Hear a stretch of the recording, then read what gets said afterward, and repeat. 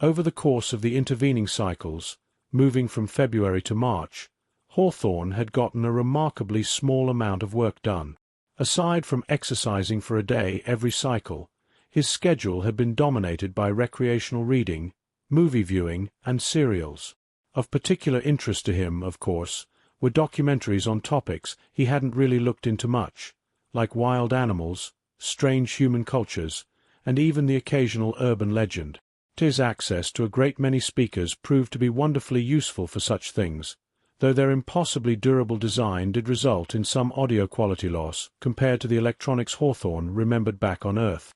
He found it easier and easier to simply stop using his brain.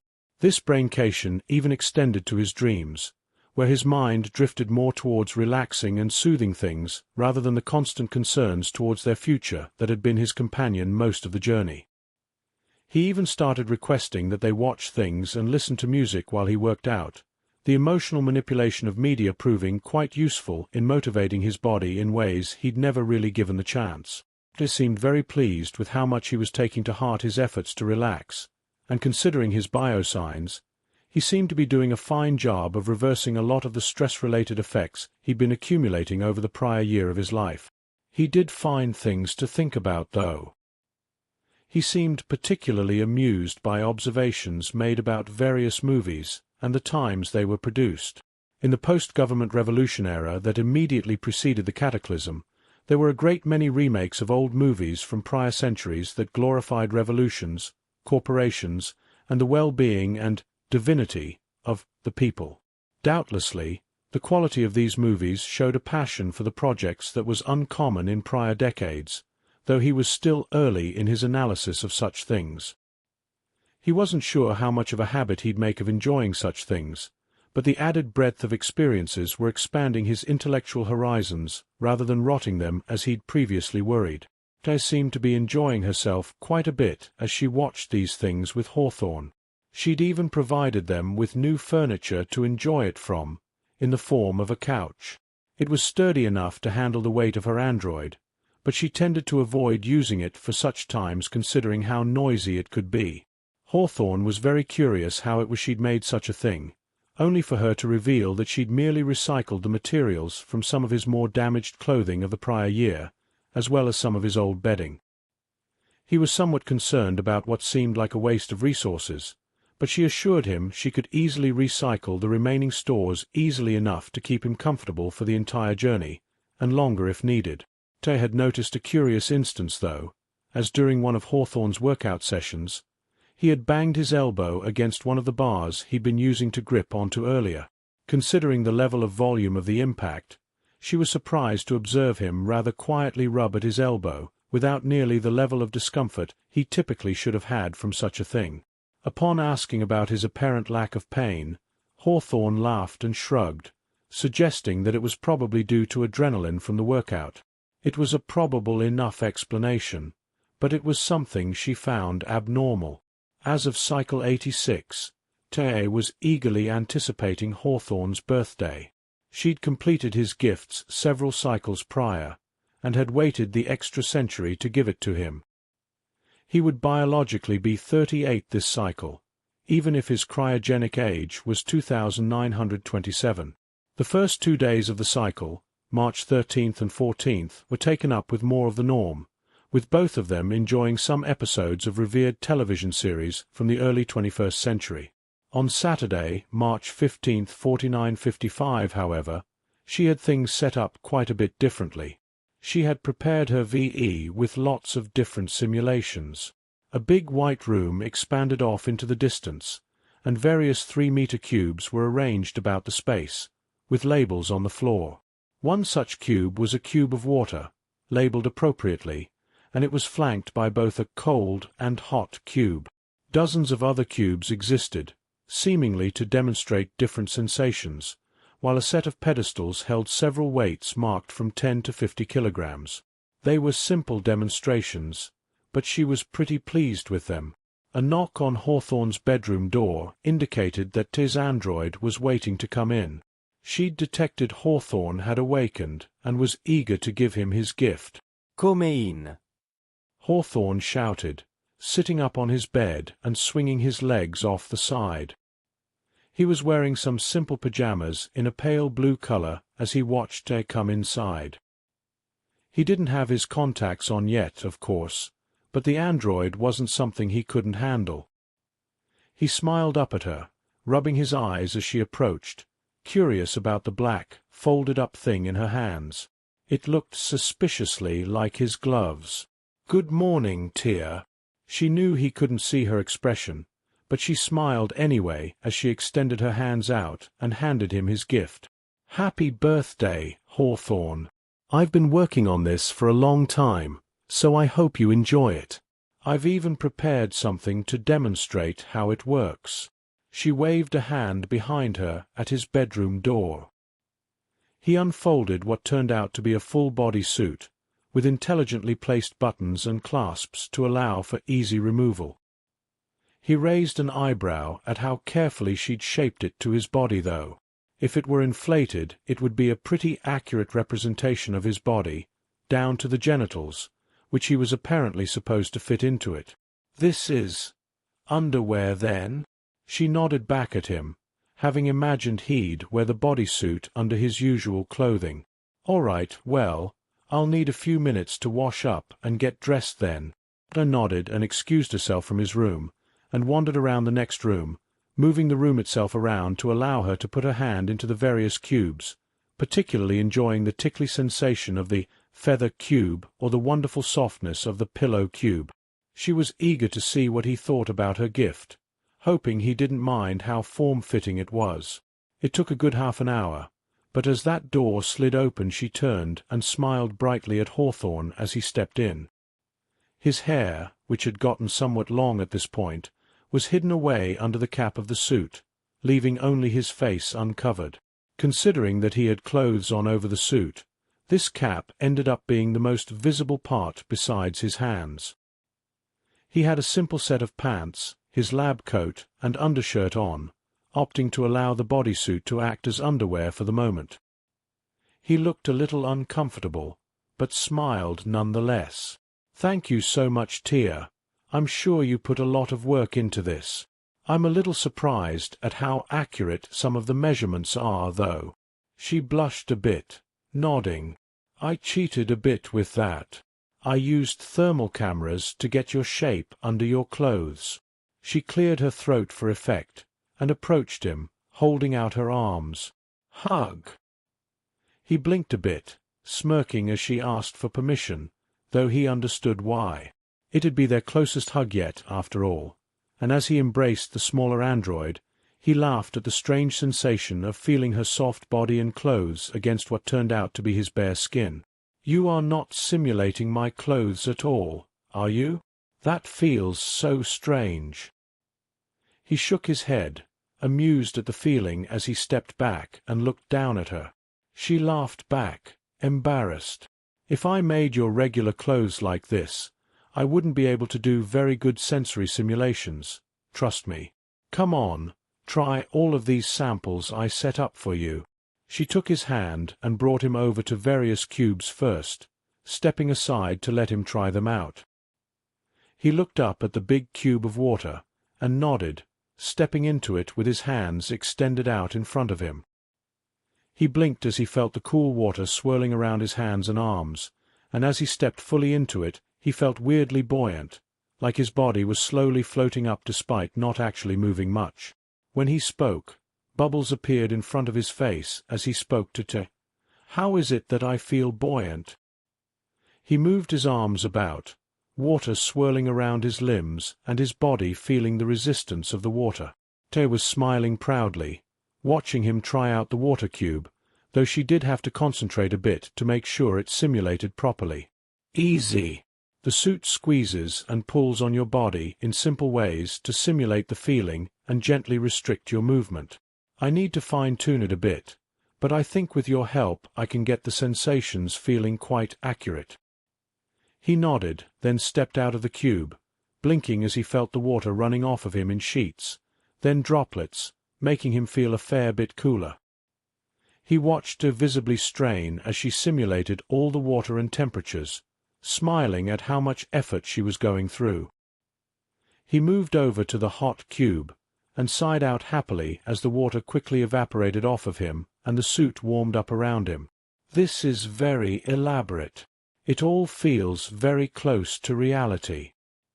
He stepped out of the hot cube, briefly stepped into the cold cube to cool back off, and started checking out all of the others. He found himself hugging and sighing as he encountered the pillow cube, laughing as he walked through the feather cube and was tickled all over briefly, and getting fascinated as he got partly stuck in the oobleck cube, having to move more slowly to extricate himself from it, as it got harder to move the more force he used in it. It was an eerily accurate simulation of a non-Newtonian fluid. Thankfully, he'd only put his hand into it. Feeling the weight and pull on my body like that is almost too real to believe. Incredible. She nodded and led him over to the series of weights, which he wasted no time in reaching out to pick up.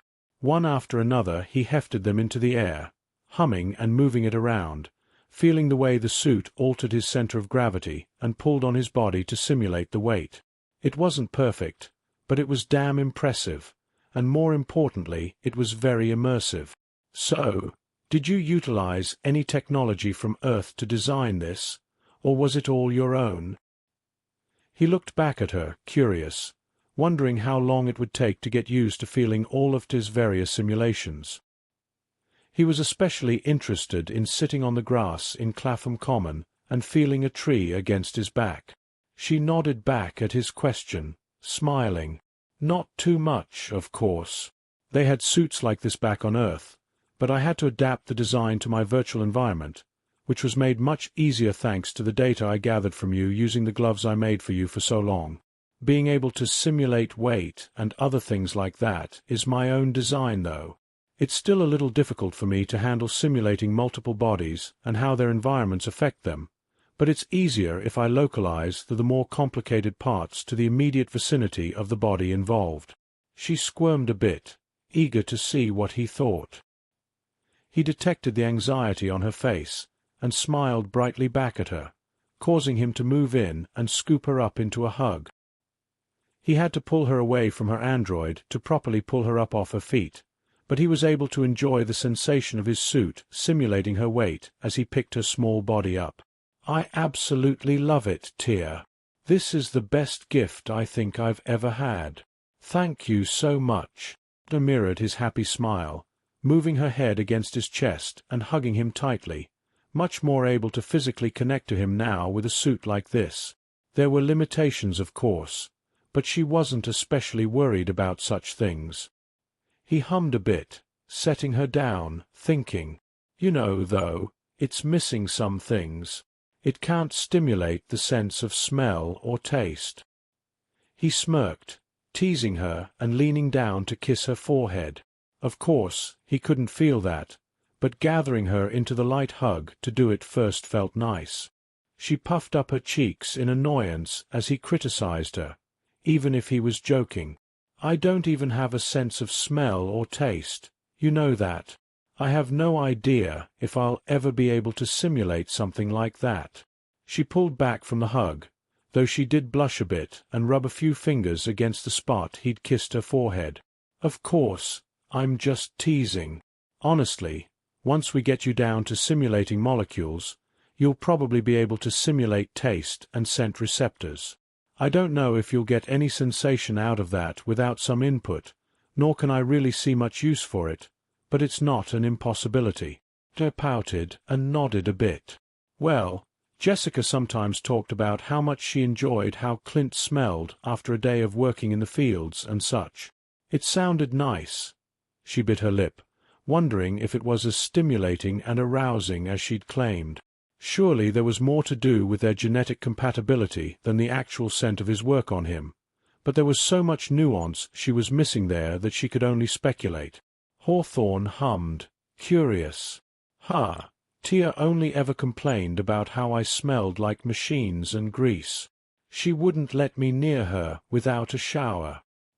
He laughed softly, shaking his head. I don't imagine they have much in the way of deodorant or floral soaps in the Phoenix clan, now that I think about it. They probably had some soaps, but scented things were probably very different from my day. The idea that they'd use what few flowering plants, or perhaps parts of mushrooms, to scent themselves was a strange one. Was Jessica turned on by Clint smelling like sweat, dirt, manure, or some combination thereof? He regretted not having access to her any more. Ter chose that moment to swap out her VE, bringing them back to her imagined idea of the Phoenix clan. Hawthorne took the time to wander about, feeling the way heat sank into his skin from the humid, hot weather. A gentle breeze blew on him occasionally, causing him to let out a sigh. He felt some mud squish between his toes despite standing in shoes on steel in the ship, and found the contrasts to be very interesting. Cleaning his feet with some water felt very refreshing, and getting misted upon in the greenhouses also felt nice. He spent much of the rest of the day just exploring his various simulations and trying out touching and sitting and laying in all manner of situations. She was a little curious as to why he wasn't messing with the people too much. She had originally suspected he might want to try getting intimate with someone at some point, but she wasn't about to push the issue. It was so fun watching him get accustomed to his new way of interacting with her mind that she could hardly stand it. It was also providing her with much better information on his vitals, temperatures, pulse, and the like. You know what, Tia? This suit would actually be really useful as an interface for a robot like your android. I think I should build a robot for me that I can use this suit to control remotely, allowing both of us to utilize them for working on the lubomasses and whatnot. It could make it easier for me to render repairs on the ship without risking my physical body in any way. We'd have to keep it from giving me the sensation of the incredible cold in space, but it would probably be very useful. Ter blinked, eyes wide at that idea. That sounds like a great idea. There's not actually that much value in me having my android on the ship most of the time. I'd probably want to build some sort of housing for them to work within though, so they don't fly off into space by accident, or if I have to make any maneuvers with the comet and ship. He nodded softly, considering the idea. I don't know how practical it would be to scale up this kind of technology to allow hundreds of people to use it, maybe in a less elaborate fashion to allow people to work remotely. It could allow relatively soft people to construct things with their hands without overly straining them. Of course, there's also the possible benefits of utilizing such things for virtual reality environments, like some manner of telepresence. That would probably require some kind of quantum communication to be really useful though. He gasped softly at the idea, wondering with wide eyes. You're suggesting some manner of virtual world that people can engage with others in real time regardless of distances. That would be incredibly useful if it were possible. Imagine being able to share a room virtually in real time with people on Earth while you're on a colony on Alpha Centauri. That would be so much more impressive than anything Earth's internet was capable of. Hawthorne shrugged, smiling. That's assuming quantum-entangled particles would remain entangled after more than one use. If they could be reused indefinitely, you could absolutely use them as something of an internet pipeline between planets and spacecraft. It would be incredibly difficult to deliver both sides of the communication device, but once installed, that sort of instantaneous sharing of information and virtual spaces would be child's play by comparison. She squirmed a bit, blushing a little at a thought. I wonder what kinds of computers we'd need to produce the simulations I've been making on that kind of scale. I realize my version isn't as efficient as a purpose-built machine would be, seeing as mine is a sense of imagination simulated within a simulated mind, but it still probably requires quite a lot of computing power. Hawthorne shrugged, smiling. Perhaps, but it is much more intuitive to construct things in your VE compared to those computers. It would have taken so much more time for me to build the plans for the Phoenix Clan caravan or your android if I had to use proper design software. He nodded, remembering how long it took to design and assemble the Ark itself, and all the man-hours that had to be employed. He could only imagine how much effort the Phoenix Clan had to expend to actually build their caravan. Ter raised a hand, curiously. Do you think the hardware designs we got from Earth after we left will be better in the long run? They use so many less rare resources than our equipment did. It's almost like a totally different branch of technology, despite that they used it to run the same kinds of software we did. She hummed, wondering what a synthetic mind like her own would look like with the steel and glass heavy retro-style equipment that was common on Earth before the cataclysm. They'd even largely swapped to different kinds of plastics, making recycling electronics a great deal more practical. Hard to say. Rare materials can allow for much more specialized and powerful components and materials.